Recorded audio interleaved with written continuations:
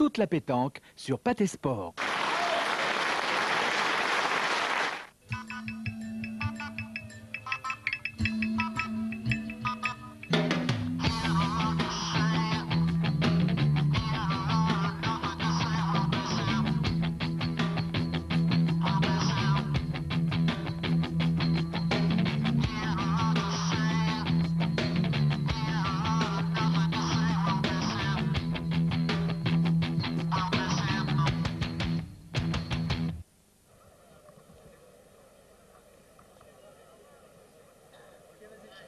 Salut à tous, nous sommes à Castelnaudary, 6e étape des Masters de pétanque 2002. La semaine passée, l'équipe Choupet avait creusé l'écart au classement et c'était donc l'occasion pour l'équipe de Philippe Quintet de pouvoir revenir cette semaine.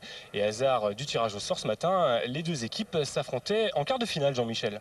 Oui, bonjour Sébastien. C'est vrai que bon, on pouvait pas rêver mieux que l'affrontement dès les quarts de finale entre Choupet et Quintet. Malheureusement, après un périple dans le Var aux Arcs, Philippe Quintet, Jean-Luc Robert et Stéphane Datte n'ont pu tirer leur épingle du jeu, la fatigue, un petit peu aussi l'usure de tous ces concours estivaux. Ils se sont largement inclinés 13-1. Voilà, sans tarder, on passe aux demi-finales avec donc l'affrontement Suchot face à Choupet et Foyot face à la Croix. C'est parti. Première demi-finale, celle qui oppose donc l'équipe Suchot à l'équipe Choupet. Nous sommes dans la 7e mène et l'équipe Suchot mène 7-3. Peut-être qu'on en aurait fait 4.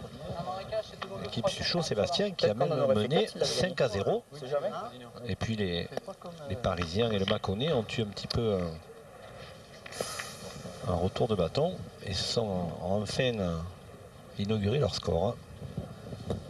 Il faut dire à leur décharge, Sébastien, que Pascal Milly a réussi un début de partie plutôt difficile. Il est loin du Pascal Milly que l'on avait vu la semaine dernière à Pornichet et de celui que les spectateurs des Arcs ont pu voir en début de semaine, puisqu'il a été exceptionnel. Mais là, il a un petit coup de fatigue. Et c'est tout le contraire pour Philippe Suchot qui est lui au top de sa forme. Philippe Suchot, regardez celui-là comme il a arrondi. Bien. Bien joué, non mais attends, t'as bien joué. Parce que tu t'es amélioré au point. Philippe Suchot, toujours aussi détendu, c'est toujours impressionnant de le voir. C'est certainement le geste le plus fluide de la pétanque internationale, Philippe. Et c'est vrai qu'il vit une saison remarquable.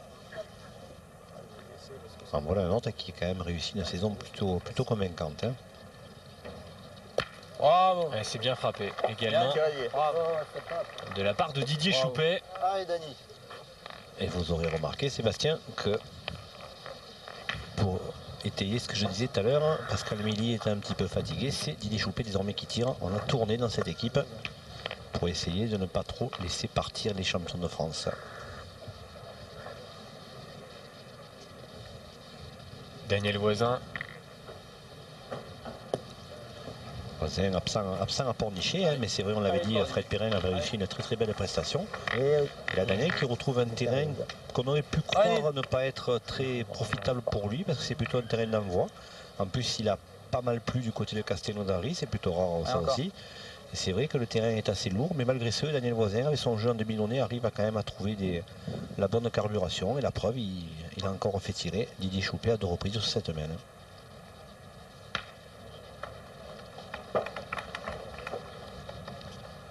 Ça va bien. Une nouvelle fois. Bien. C'est frappé pour Didier Choupet, qui n'est pourtant pas très satisfait. Allez, essaye d'en mettre belle, Denis. Et nous fait un petit coup à la Michellois, là, son équipier et ami, qui n'est que très rarement satisfait. Et là, voilà, Didier Choupet, il aurait préféré faire un carreau. Comme il n'était pas complètement droit, il lui était impossible de faire un carreau. Et ouais, parce que là, il reste de la place pour Daniel Voisin, qui en profite immédiatement. Mais une mène qui a quand même bien débuté. On n'a pas encore vu perdu de boule. Puisque Suchot a fait carreau, Choupet a fait carreau et palais. Et Daniel Voisin a mis 2 boules dans le bouchon. C'est plutôt bien parti. C'est pas facile à gagner, mais pour rétablir la mène... Eric Siro et son équipe qui ont donc une boule de retard cette semaine.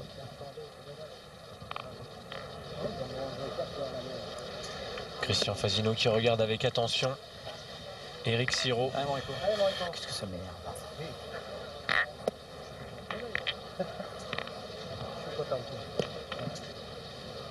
Et voilà, celui qui pourrait tout changer s'il retrouve son adresse et son allant, Pascal Milei. Et c'est très bien fait ça de la part d'Éric Sirot. C'est vrai que Pascal Milei, il peut revenir au top à n'importe quel moment. On l'avait déjà vu à Pornichet. Il avait eu un petit coup de pompe et puis il était magnifiquement revenu au meilleur des moments. Bravo. Oh, ça s'est écrasé. Alors Suchot, lui, il continue à y mettre bien droit. Vous voyez, regardez, parfaitement. Si la boule se donne, il pouvait même faire un carreau, Philippe Suchot. Il n'a fait que paler, c'est déjà pas mal. Je crois que c'est pas le jeu de tirer pour lui. C'est bien que j'en joue une, moi. Et maintenant, c'est 2 boules à 2, 2 boules Milei, 2 boules Fasino, mais le point à Christian Fasino. Pour rétablir la veine, je sais pas s'il a pas plus de chance de faire un palais que de le gagner lui.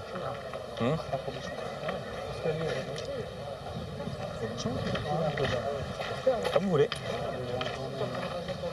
Ça dépend. Et là, il faut que l'équipe Choupet revienne tout de suite parce que sinon ça va commencer à être bien difficile. Non, mais c'est. Ah oui, il faut marquer là parce que toutes les hypothèses, Olivier, les c'est Montluçonnais sont déjà à 7. S'ils marquaient encore à cette 7e main, ça ferait minimum 8 voire 9. C'est une solution. Hein. Mais ça deviendrait difficile. C'est sûr que si on le gagne, c'est mieux que de le taper. Hein. Mais. Alors d'une façon ou d'une autre, ils ont une boule de retard sur cette main. Donc soit Pascal Milei tire pour essayer de faire un carreau, soit il gagne le point à 2 reprises en espérant que Christian Fasino manque une fois. À la mer. Oh non. À la mer. Et ça ne Incapable passe de pas. gagner un point. Calme-toi, mon frère, à toi. Là, ça me gonfle sérieusement. Incapable. Il est complètement désabusé, Pascal Milei. Toutes celles que je joue, ils sont nulle part. Ça arrive, attends, ça arrive depuis qu'on joue, ça arrive. Tout le temps pareil, la même chose. Et il a failli être chanceux, Comme Pascal ça. Milei, parce qu'il a pris le bouchon. Il Il y a jamais a un point, failli le mettre dans ses 2 boules. Mais finalement, le point est resté à l'équipe des Marais de Montluçon. Au grand soulagement de Christian Fasino, Voilà la pêche. Voilà. qui avait commencé à crier au voleur, Si tu préfères jouer en bas, maintenant c'est pareil des deux côtés. pensant que son adversaire avait réussi un coup de chance. Vous voyez, ça fait bien rire Didier Choupet, en tout cas, c'est bien. Si tu veux jouer en haut, tu joues en haut, mais si tu préfères jouer en bas, là maintenant c'est pareil. Allez Pascal, tu peux te mettre devant le bouchon encore. Ça me gonfle, ça me gonfle. Pascal. Un point. C'est incroyable ça. Par contre, je ne pas une boule au tir. Eh ben, j'en ai gagné un quand même. Je crois. Ah bah dis donc. Un miracle. Tiens, c'est grave. Aussi bon au point que moi au tir. Oh, Ah oui, mais Pascal Milei, ça n'est pas son boulot de pointer. Son boulot à lui, c'est de frapper les boules. Et là, c'est vrai que on s'aperçoit malheureusement qu'un tireur de tête qui a l'habitude de tirer toute l'année, Sébastien, eh ben oui, il a certaines limites à la pointe. Vous voulez mon point de vue? Et ça n'est pas donné qu'à Pascal Milei, croyez-moi. C'est donné à tous les joueurs. Ils sont très rares les tireurs de tête qui sont capables de très bien pointer, mais Philippe Suchot, par exemple, en est un. Non, mais Avec la nôtre. c'est bien, avec la nôtre. Si tu la touches pas, ben, c'est pas grave, au moins tu vas le gagner, sûr. Là, si on a le malheur de... Si j'en ai pas tiré une, c'est pareil. Ah oui. Bon, Non, c'est puis vrai, c'est ça. c'est pas grave, mais. C'est pas grave, mais enfin bon, on a beau jeu avec la boule devant quand même. Hein, si on n'en profite pas là, parce que là, on ne sait jamais, t'as qu'à être malheureux, là, chiquer un peu par là, tu l'amènes là, on est boule à boule pour faire un point. Là, on a peut-être une chance d'en faire 3. Hein, en jouant bien. Mais bon, si t'en fais déjà 1 ou 2, c'est bio. Moi, j'ai dit, ah oui, Bon, c'est allez, je moi, pointe. dis, De toute façon, j'en ai pas tiré. Alors, je vais pointer, puis après on verra. Allez, Ça, Chris, ça, fais-moi Sébastien, plaisir. c'est la méthode Fasino voisin. Hein. En plus, je pense qu'ils ont raison sur ce coup-là. On ne tire pas pour le seul plaisir de tirer. On tire pour être efficace. Et là, en la matière, c'est le point qui serait le plus efficace parce que Christian Fasino peut rentrer la boule de Daniel Voisin. Ah, c'est très très bien fait. Et il a eu raison de pointer. Et oui, parce qu'il a déjà gagné le point, il a assuré la marque. Et maintenant, il va pouvoir jouer face à la boule de Daniel Voisin et éventuellement rentrer par 2 pour faire 3 points. Je sais pas comment l'envoyer parce que j'ai joué fort et je me suis retrouvé. Mais si tu mets l'autre comme ça, je suis encore content, moi. Hein. Non, mais c'est pas la question, c'est de savoir la force parce que je me voyais fort et je suis au bouchon. Et tu te voyais fort. Si tu la touches, c'est que tu as bien joué. T'en aurais fait 2. Sûr, t'en aurais fait 2. C'est une question. Comme ça, tu as bien joué. Allez. Ça parle beaucoup de le Clermont-Luçonnet aujourd'hui.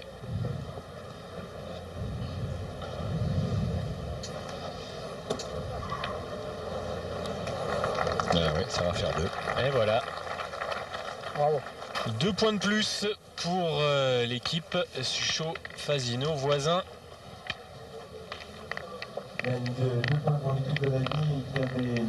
On va maintenant rentrer dans la 8e main et le score est donc de 9 à 3.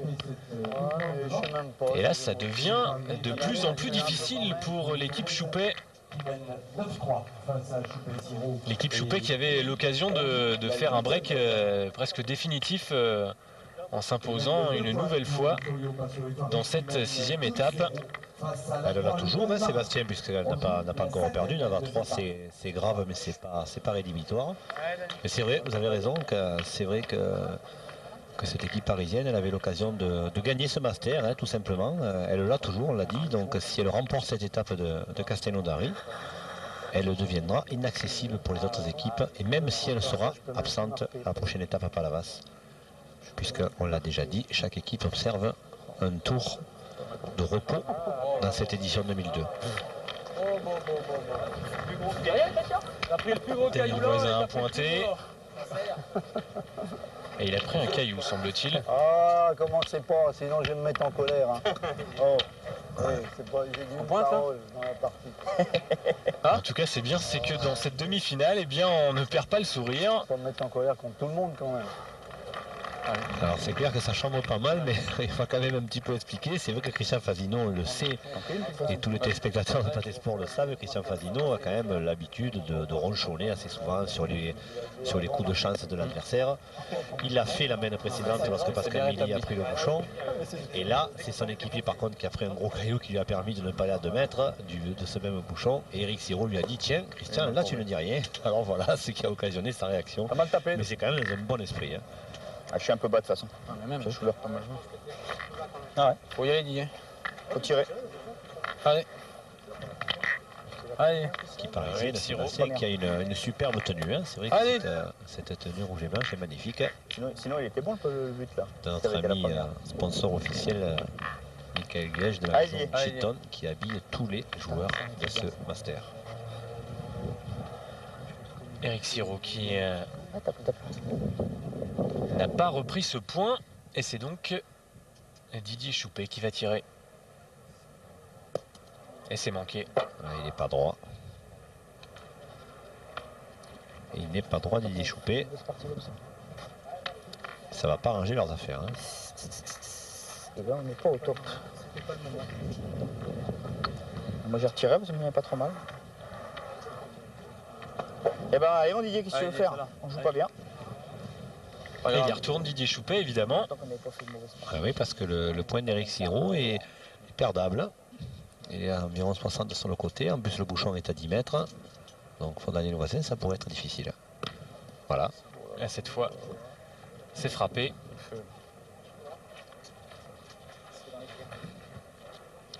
Une boule perdue, quand on a fait jouer grand. Bah, moi je dis qu'il ne faut pas se gratter. Hein. Vraiment, on peut dire un mot, Sébastien, sur cette étape de Castelnaudary, un très nombreux public, en plus connaisseur. Hein. Ah, Philippe, pousse là. C'est vrai. C'est vrai qu'il y a plus de 2000 personnes dans ce carré d'honneur magnifiquement installé sur la place principale de la ville de Castelnaudary. Une ville audoise qui adore la pétanque, à l'image de son maire, Patrick Mogard, qui est un fou de sport, et en particulier de pétanque. Faut-il rappeler que Castelnaudary a déjà organisé les championnats de France Jeux Provençal il y a 2 ans. Et après cette étape du Master, elle organisera d'ici 2 ans les championnats de France de pétanque vétérans, des plus de 60 ans, c'est peut-être plus joli à dire. Donc vraiment, on sait s'investir. Et si on peut même ajouter un tournoi international qui se déroule ce week-end dans cette même ville, juste après ce Master, avec des délégations belges, espagnoles et françaises. Tournoi international espoir et féminin. C'est vrai que ça prouve combien on aime la pétanque dans l'Aude et plus particulièrement dans la capitale mondiale du cassoulet, comme se plaît à le dire Patrick Mogard.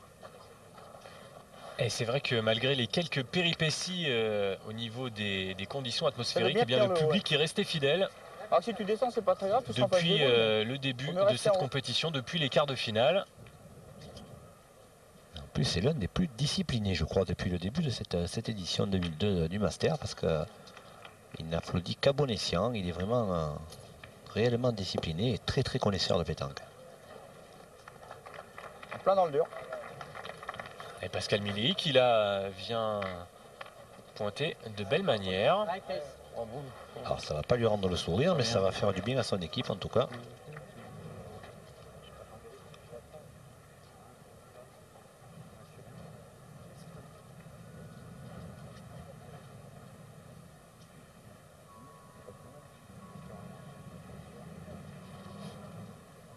Ah, c'est parfait.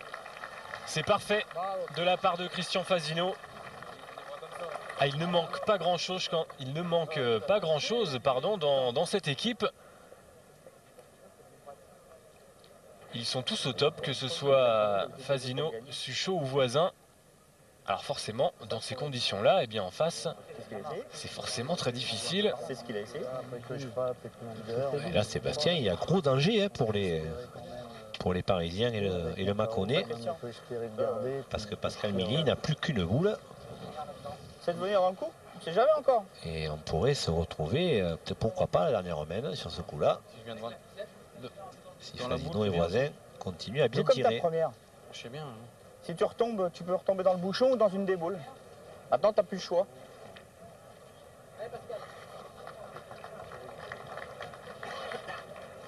Voici une belle mène de 4 points pour ouvrir le score, 5 points même. Pour ouvrir le score des Barrois, la Trolle. Allez, Pascal Milly.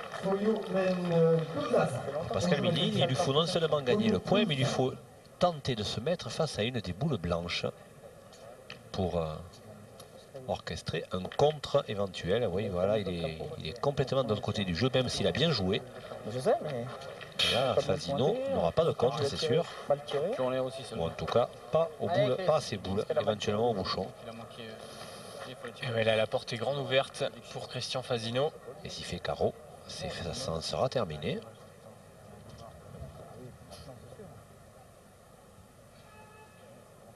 Sachant que Daniel Voisin a encore une boule. Et bien voilà, c'est frappé en tout cas.